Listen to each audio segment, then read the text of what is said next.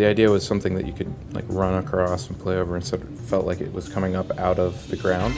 It originally was going to be these specific zones where you do certain activities, but we sort of thought about it like a rock formation or a landform. This project actually came about probably about half a year ago. That whole semester started off with just an exploration of materials.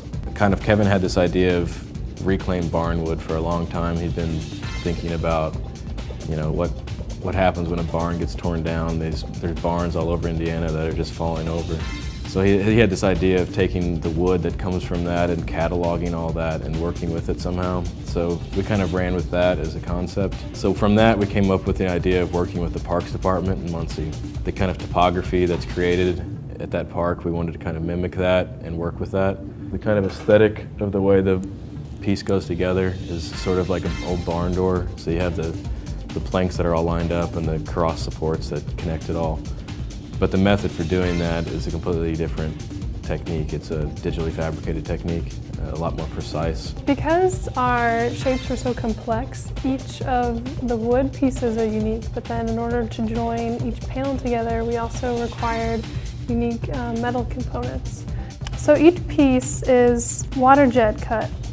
Zahner offered to donate all of the metal and the shop time.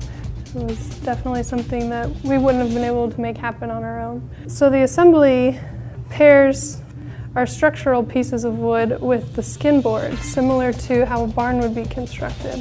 The Rebarn is one of those projects we're very proud of.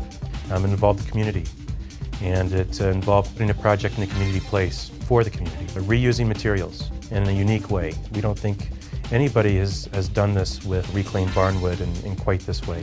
The project really is a demonstration of the innovation that can happen with using advanced technologies, and the students who get the training and working in these ways can see those opportunities and translate that into real-world projects.